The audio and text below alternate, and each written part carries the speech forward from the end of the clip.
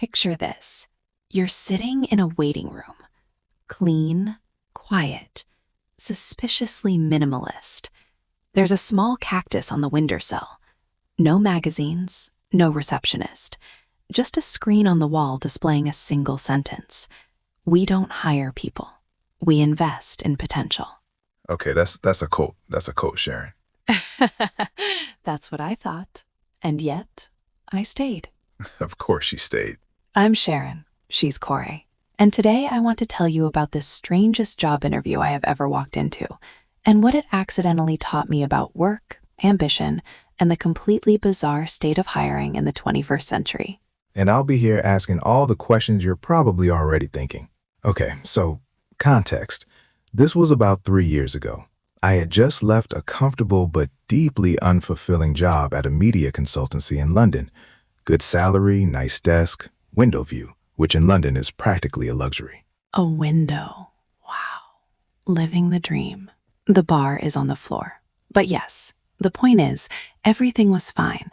And fine, I realized, is a dangerous place to stay. Oh, I know that feeling. Fine is like comfortable enough that you don't leave, but not good enough that you're actually happy. Exactly. Fine is where ambition takes a very long nap. So I made the terrifying decision to go looking for something that actually meant something, not just a job, a direction. And the job market at that point was... Unrecognizable. I mean, if you've tried to find a new job in the last few years, you already know. The whole thing had changed. You show up to the party and don't recognize anyone, the music is different, and someone has replaced the drinks table with a QR code. That's such an accurate description. What kinds of things were they asking you to do? Right. So in the month before this particular interview, I had to complete a 45-minute online cognitive assessment that included something called a numerical reasoning simulation. Wait, for a writing job? For a writing job. I am a writer. I write. And yet there I was at 11 o'clock at night, calculating the projected revenue of a fictional logistics company based on a spreadsheet I had never seen. How did you do? I scored in the adequate range. Adequate. Adequate. For a writing job. Adequate. Okay, but honestly, that whole thing, the cognitive tests, the video intros, the automated screening, it's so dehumanizing. Like you're not even talking to a person yet and you're already being scored. Completely. And the video introduction. Don't get me started. I had to record a 90-second clip speaking directly to camera about what drives me professionally. I recorded it 14 times. 14? In the final version, I knocked over a glass of water 4 seconds in, decided that was the most authentic thing I'd done all week, and submitted it. Did you get the job? I did not get the job. The water was too real for them. Too human. Anyway, then came the role I actually want to tell you about. A content strategy position at a company I'll call Flux, because that was genuinely what they called their internal culture. Flux thinking, flux mindset, a commitment to being in a constant state of flux. I already have questions. You should. Rising action. The application itself was the first sign that this company was different. Most applications want a CV, a cover letter, maybe work samples. Flux wanted 3 things. 1, CV. 2, a link to something you'd made that you were proud of. 3, and here's where it started, a written answer to one question. The question was, describe a moment when you were completely wrong about something important. What did you do next? Oh, that's not a normal application question. Not at all. Because every piece of advice we've ever been given about job applications is about highlighting strengths, showcasing achievements. And here was a company opening with, lead with a failure. What did you write? I wrote about a content campaign I'd led at my previous job, something I was extremely confident about, that landed with a quiet thud and almost no engagement. I wrote about what I'd misread, what I'd assumed without checking, and what I did differently after. That takes guts. Like being that honest on a form a stranger is going to read? It did. More honest than was comfortable. But something about the question made me feel like a polished answer would be the wrong move. And they invited you in? 3 days later. 2-hour interview. 2 hours? First round? First round, which is either a very good sign or a sentence. Both. It's both. I arrived at their office, a converted warehouse in East London, which should tell you something, at 10 in the morning. I was greeted by a man named Felix, head of culture. Not HR, not people operations, culture. What does that even mean, head of culture? Honestly, still unclear. He was wearing a linen shirt in November, which I noted. A linen shirt in November in London. In London. Felix handed me a small card as I sat down. On it was a number, 73. He said, "That's your score from the application stage. We rank all candidates, just so you know where you're starting." And then he smiled in a way that was either warm or unsettling. Okay, that is so weird. Did he explain what 73 means? I asked what the maximum score was. And? He said, "That depends on the interview."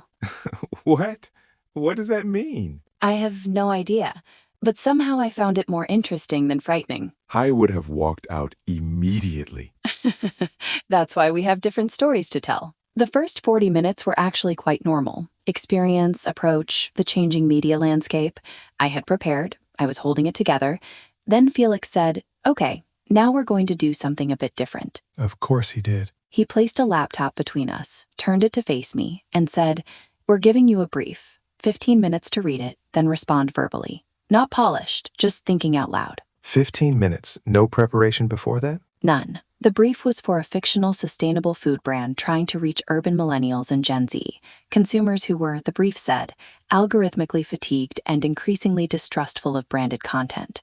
They wanted a campaign that was, and I'm quoting, radically transparent and commercially honest. Okay, wait, I actually know this type of brand. Like, they want to seem anti-corporate while still being very much a corporation. Exactly. Authenticity as a marketing strategy. The performance of not performing. I had opinions about this. Did you say them? That was the question I sat with for 6 of my 15 minutes. Do I say what I actually think in a job interview? What did you decide? I decided yes, because they'd literally opened with a question about failure. They gave me a score and told me up front. Nothing about this company felt like they wanted a rehearsed answer. So what did you say? I said, radically transparent is a contradiction when it's a planned strategy, because real transparency is reactive, not curated, and that Gen Z consumers had developed an extremely fine-tuned detector for sincerity. They can smell a brand trying to seem relatable from a significant distance.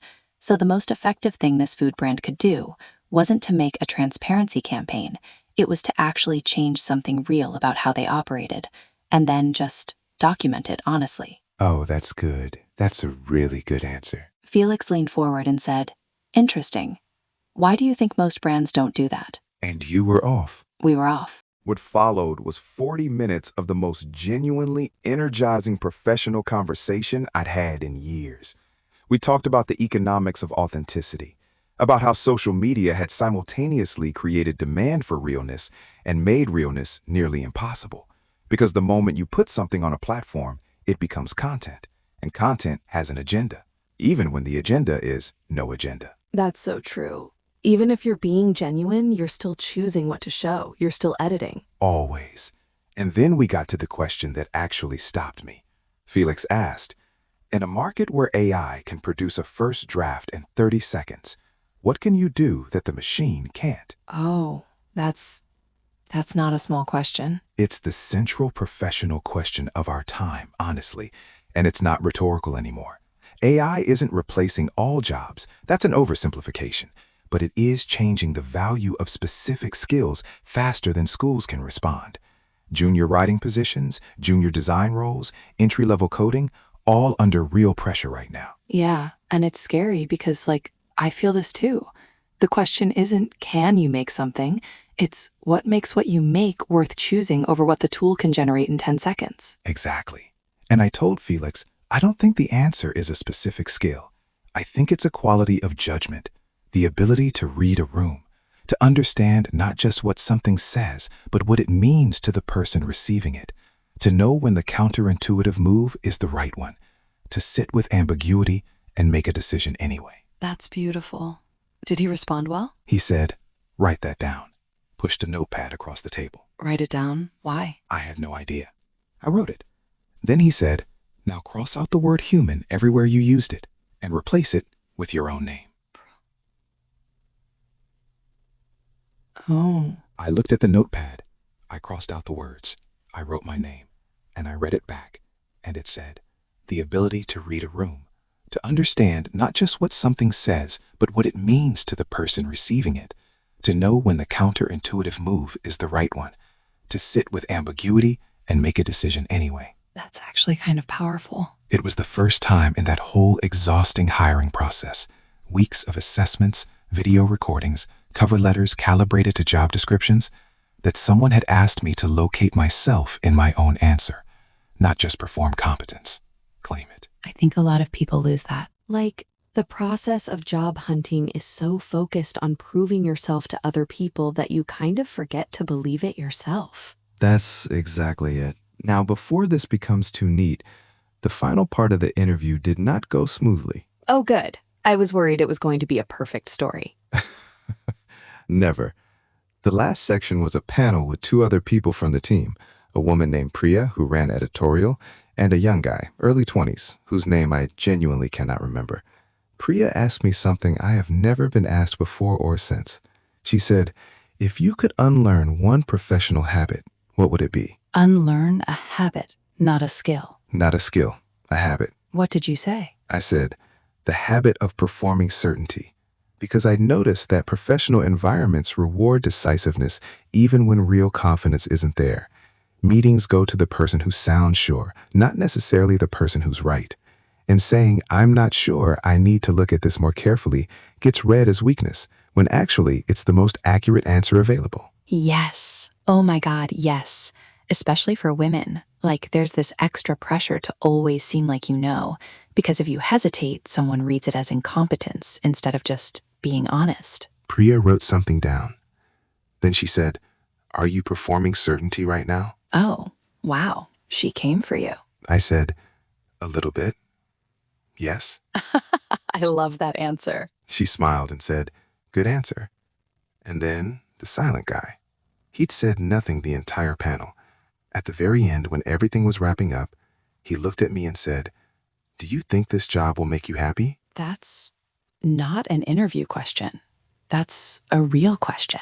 The room got very quiet, and I said, I think it will make me engaged, which for me is closer to happy than most things. That's a good answer, Charon. He nodded, and that was it. Interview over. Okay. So, how did you feel walking out? I stood on the pavement outside for a moment in a gray November London afternoon, genuinely unsure what had just happened to me, because that interview, for all its strange exercises, had done something I had completely stopped expecting from interviews. It made me think, not about the job, about myself, about what I actually valued, what I was actually capable of, what I actually wanted from the years of work still ahead of me. In an era where everything is just optimized. Like, you optimize your LinkedIn, you optimize your cover letter for the algorithm, you use frameworks for answering behavioral questions, and then someone just asks you to show up as a person. And it's terrifying. And it was the best 2 hours I'd spent professionally in years. I want to say something about the market thing you mentioned, because I think it's important to be honest about. Like, it is harder right now. The layoffs, the AI pressure on junior roles, the ghosting after final rounds, the months of silence. It's real, and it's exhausting, and I don't want to just skip past that. No, absolutely not. The hiring process is often broken. Job descriptions asking for 15 years of experience for entry-level salaries. Automated rejections with no feedback. The emotional cost of the modern job search is not a small thing. It's demoralizing in a way that's hard to describe if you haven't been through it recently. So we're not going to say, just trust the process. We are not going to say that. So then, what do we say? I think that thing Flux taught me, accidentally, was this. In a market where so much is automated and filtered through algorithms, the thing that cannot be replicated is the quality of your thinking, not the quantity of your output, the quality of your thinking. And the good news is that's buildable, right? Like, it's not something you have or don't have. Completely buildable. You build it by reading things outside your field, because breadth is how you make unexpected connections. You build it by failing at things and staying curious about why, rather than just moving on.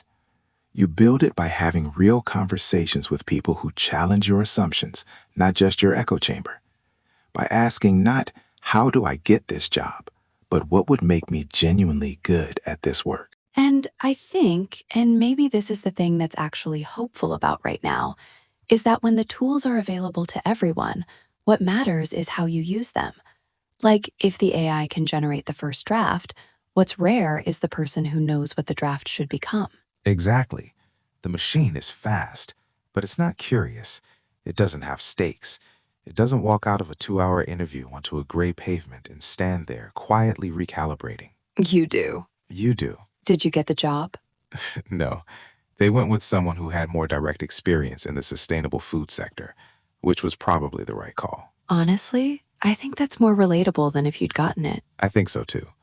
But I went home that afternoon and wrote down, just for myself, not for any application, the answers to every question they'd asked me, the moment I was completely wrong, the habit I wanted to unlearn, whether I thought the work would make me happy, what was still my territory. Do you still have it? I do. And I've looked at it several times since, when I was stuck, when a process felt pointless, when the market felt impossible. Not because it had answers, because it reminded me that I had opinions worth holding and a way of seeing things worth defending. And those are not small things to bring to a room. From a converted warehouse in East London, with a cactus and a score nobody ever explained. This has been Charon. And Carre. We'll see you next time. Thank you so much for spending this time with us. If you're in the middle of a job search right now and it feels overwhelming, you're not alone, and it genuinely does ask a lot of you. We hope something in today's story helped, even a little. If you want more real English conversations like this one, a subscribe means the world to us. Take care of yourselves. Keep thinking. It's still your territory.